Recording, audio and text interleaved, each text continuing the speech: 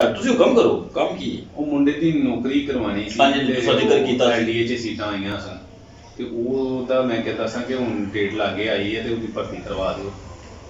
ਦੇਖੋ ਮਾਸਟਰ ਸਾਹਿਬ, ਤੁਸੀਂ ਵੀ ਪੜ੍ਹੇ ਲਿਖੇ ਇਸੇ ਮਾਸ਼ਰੇ 'ਚ ਰਹਿੰਦੇ ਹੋ। ਗੱਲ ਹੈ ਕਿ ਉਹ ਪੈਸੇ ਲੱਗਦੇ ਨੇ ਉੱਥੇ, ਤੇ ਚੁੱਲ ਸਾਹਿਬ ਨੂੰ ਤਾਂ ਅਜੇ ਫੰਡ ਛੰਡ ਵੀ ਨਹੀਂ ਮਿਲਿਆ। ਐਲਡੀਏ ਦੀ ਤੁਸੀਂ ਨੌਕਰੀ ਕਹਿੰਦੇ ਪਏ ਹੋ ਮੁੰਡੇ ਲਈ, ਤੇ ਕਮ ਤੋਂ ਕਮ ਰੁਪਈਆ ਕੋ 5-6 ਲੱਖ ਰੁਪਈਆ ਉੱਥੇ ਲੱਗਣਾ ਹੈ।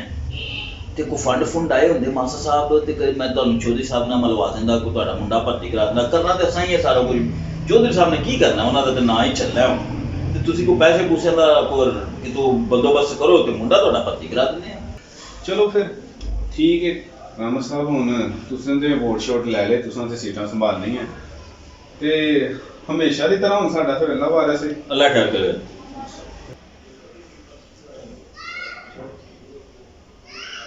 और यार कोई हिसाब ना बंदे अंदर भेजा कर, तेन नहीं पता। ਹਾਂਜੀ ਭੈਣੋ ਤੇ ਭਰਾਵੋ, ਉਮੀਦ ਕਰਨਾ ਤੁਹਾਨੂੰ ਮੇਰੀ ਵੀਡੀਓ ਪਸੰਦ ਆਈ ਹੋਏਗੀ।